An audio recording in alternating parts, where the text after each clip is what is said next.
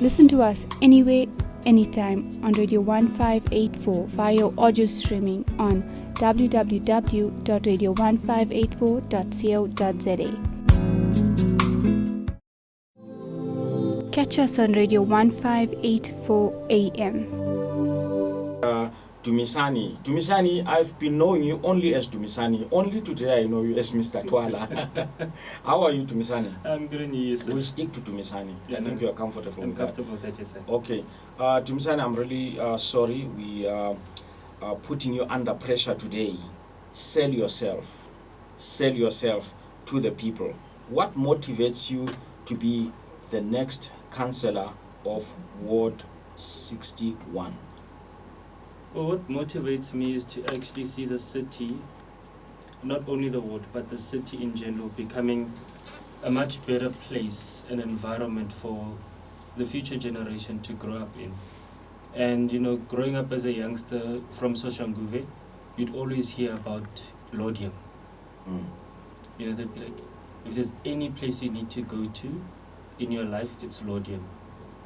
You know, it's been highly praised from where I come from. And it's always been the go-to. And I've always been, that's where my passion started with, you know, getting to know Laudium and the people of Laudium. And only to find that over the past couple of years and decades, that Laudium is not the place it once was.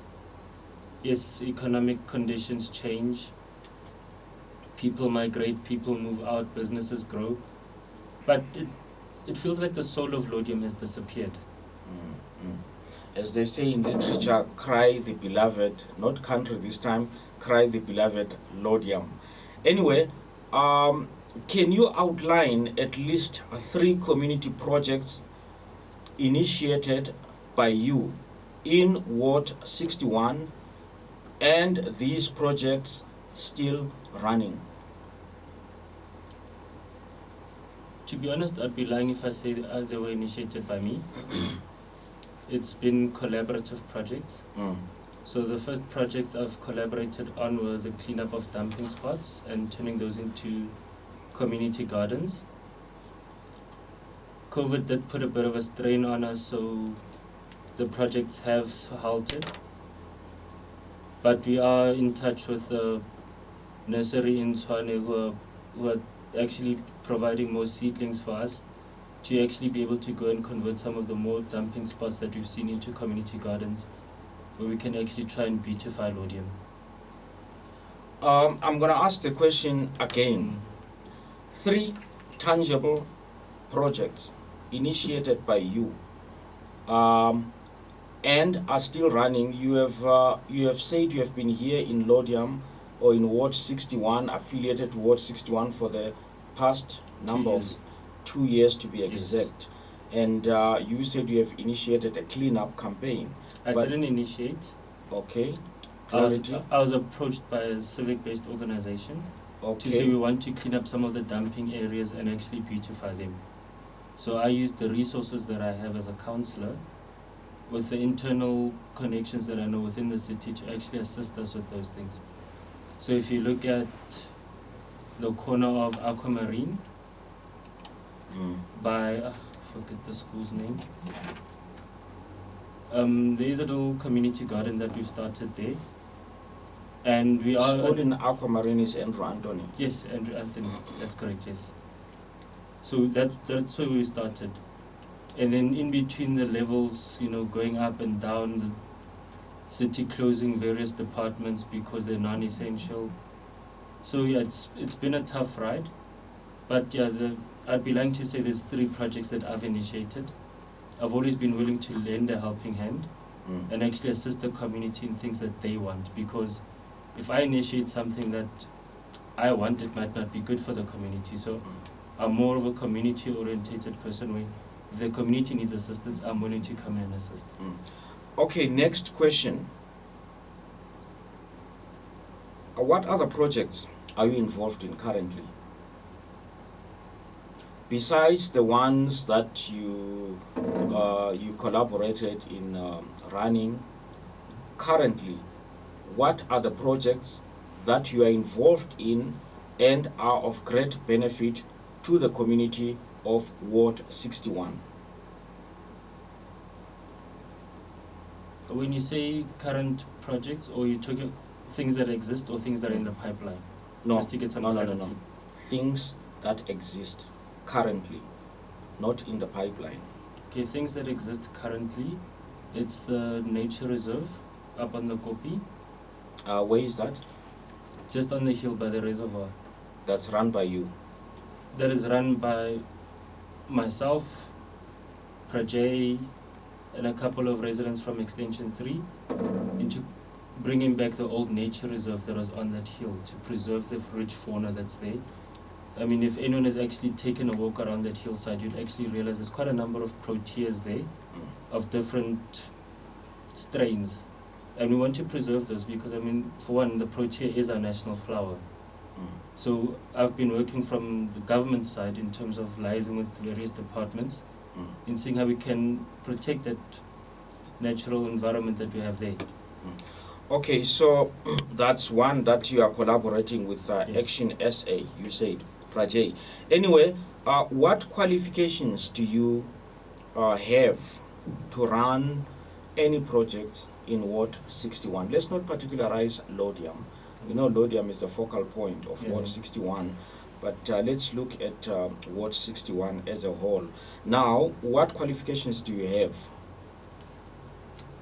I don't think it takes qualifications to actually run a project in the ward. It No, takes more. It takes it willpower. does, Dumisani. I'll explain. Okay, fine. Because as a personally, politician, your job is more in liaising, being the voice of the community. we do understand all that. I also believe, but now we are living in an age of information, intellect, in a way whereby you really need to have your head properly screwed on your neck, and qualification, whether it's academic or experience or what qualifications, is very, very vital. South Africa, as you are very aware, at the present moment, we are doing dismally academically, and this is somehow interlinked to the corruption that has reached such a level. It's unbelievable. So research has shown that we are putting people in leadership positions who are not qualified. I mean, DA is one of the political parties that has been pushing for putting people who are properly qualified for particular job. Hence my question to you, what qualifications do you have to run whatever you are aspiring to run in Ward 61? Okay, so first let me clarify the fit for purpose stance that we have. As politicians, we don't control a budget. We are not directly involved in financing.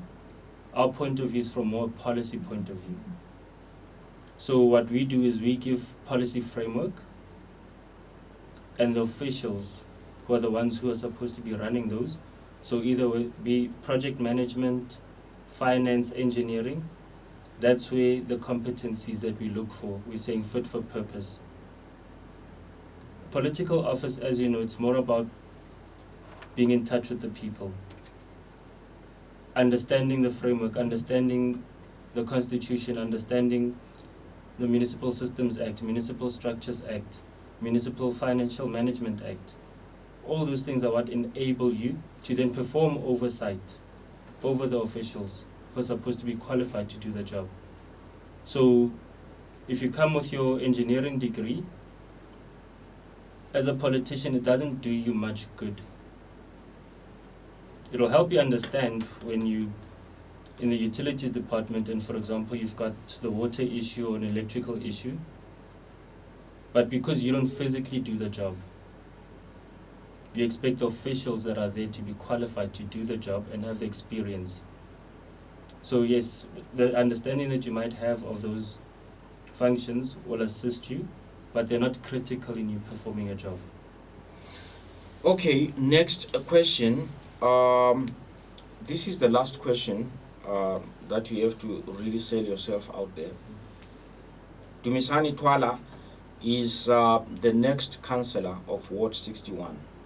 What plan of action do you have to benefit and make Ward 61 a better place to be?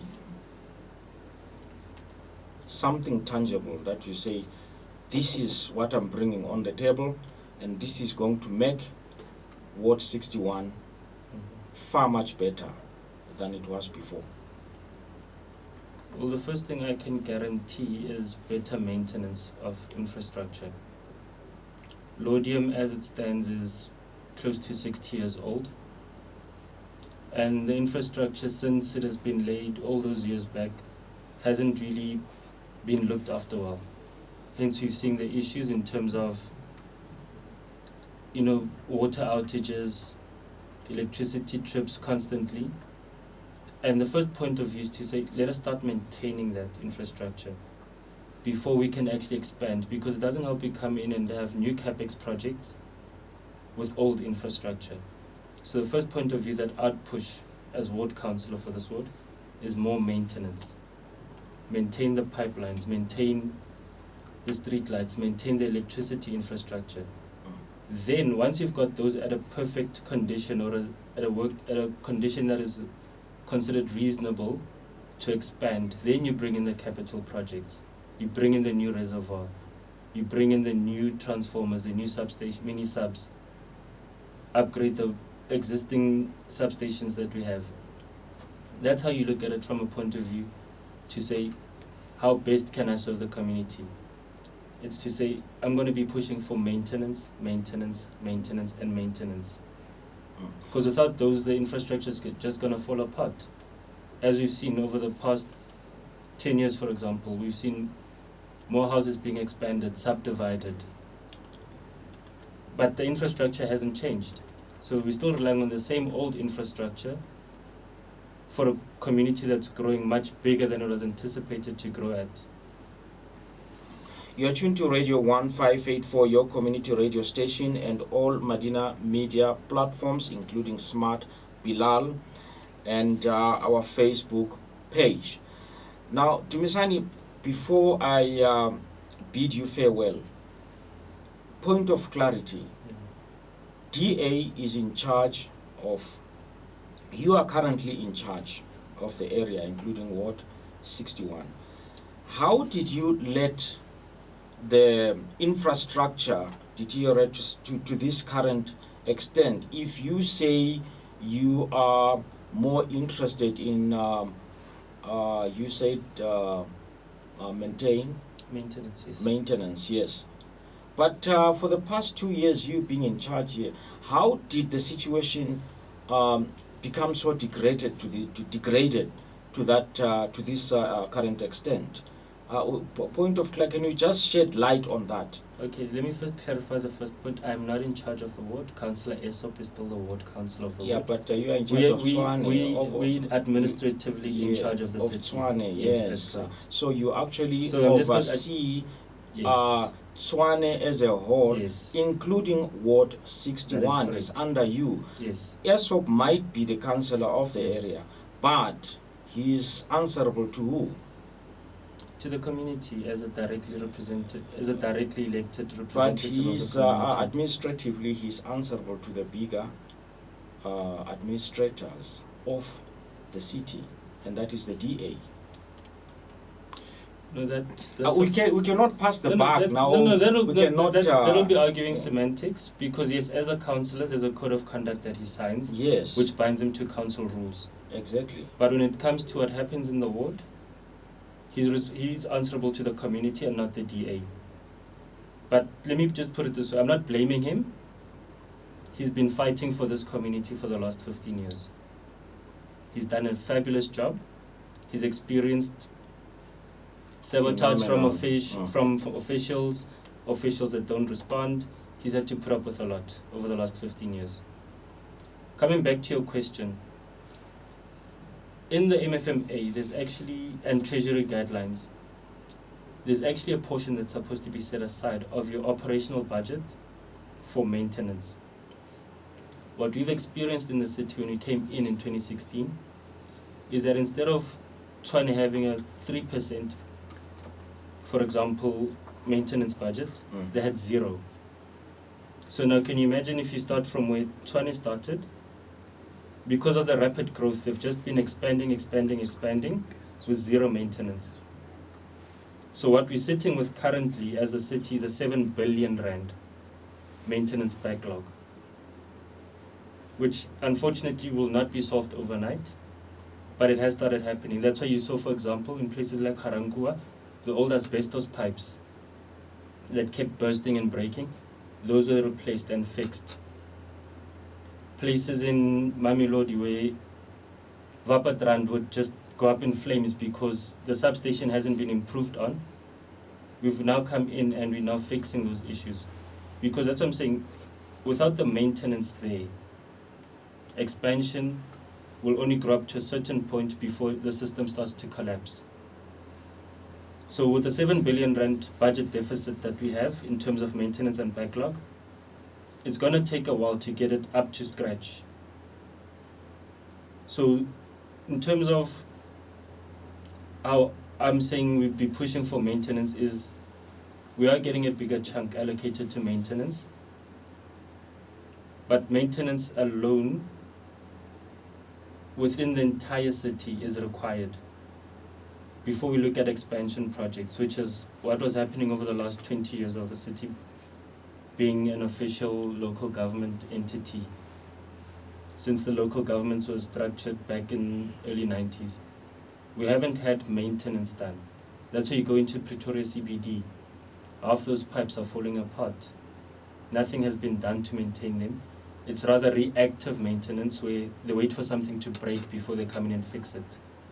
Whereas if you have to go into proactive maintenance throughout the city, Laudium, Pretoria West, Centurion, Amanskral, Soshanguve, Harangua, it will take us 7 billion rand to actually go out and preemptively maintain the system to avoid the system failures that we've been having and experiencing.